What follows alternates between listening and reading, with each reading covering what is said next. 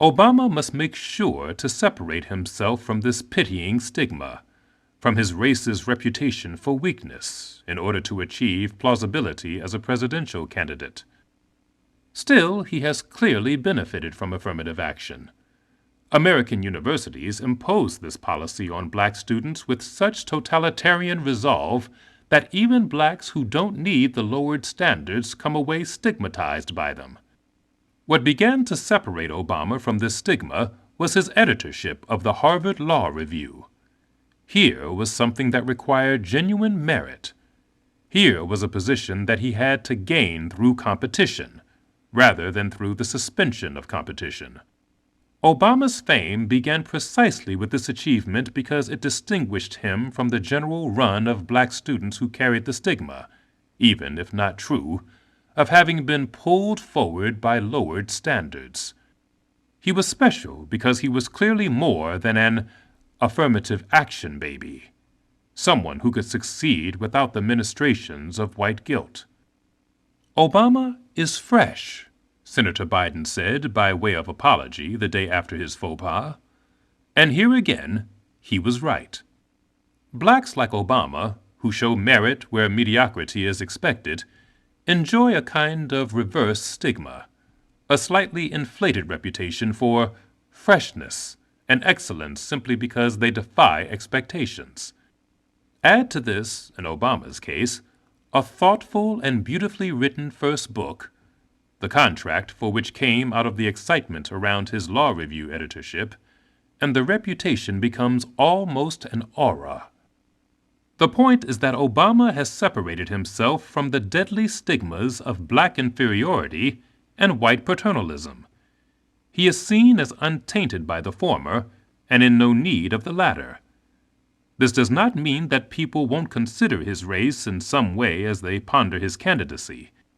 It only means that they can consider his candidacy without feeling guilted, intimidated, or otherwise manipulated by his race. And this is what makes him the first plausible black presidential candidate in American history. Chapter 3. Search for the Father. And yet, the issue of race, so nicely contained and deactivated in the Barack Obama political persona, is still very much alive within the man himself. The black identity, with the claustrophobic politics and militant sensibilities of its post-60s incarnation, has been nearly a lifelong preoccupation for Obama.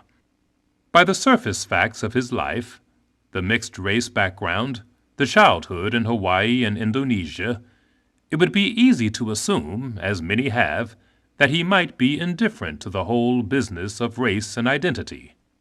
There is a tendency to see Obama as a kind of new man, someone spared the intractable fates of being simply black or white in America. Out of an understandable race fatigue, many Americans want to believe that there are people on whom race sits very lightly, people whose very hybridism suggests the possibility of transcending race. But Barack Obama is not such a person. His books show a man nothing less than driven by a determination to be black, as if blackness were more an achievement than a birthright. And this need within him, as understandable as it might be, puts Obama at odds with himself. His plausibility as a candidate comes, in part, from the perception that he is not driven to be black, that he is rather lightly tethered to his race.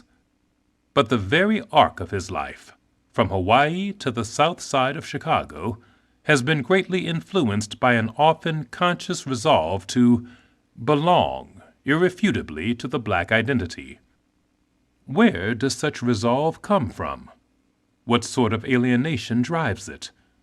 In Obama's case, the answer seems to begin far away from race, in a much more mundane circumstance: his relationship to his father. If there is a single archetypal theme that animates Barack Obama's early life, it would have to be the search for the father. Of course, there is something of this quest in everyone's life. Some sort of coming to terms with the father, or surrogate father, is one of the ways human beings consciously and unconsciously construct their personalities. In literature, the search for the father always follows a similar pattern. A charming example is Nathaniel Hawthorne's story, My Kinsman Major Moligno, in which a young man leaves his village for the city in the conviction that he will find there his prosperous uncle, surrogate father, who will provide for him and set him up in business. His uncle, he knows, is a big man in the city, so when the young man arrives unfortuitously in the middle of the night, he stops people on the street and proudly asks them if they know where he can find my kinsman Major Moligno. Many small adventures and humiliations follow, yet the young man keeps his faith, knowing within himself that his uncle is an important man, and that all will be well as soon as he finds him. Then, in the deep of night, as he is standing on the street, a little lost, he notices in the distance an angry crowd coming his way. More than anything else, he feels the country boy's curiosity at what might be going on. As the crowd draws nearer, he sees that they have tarred and feathered a man and are about the business of running him out of town on a rail.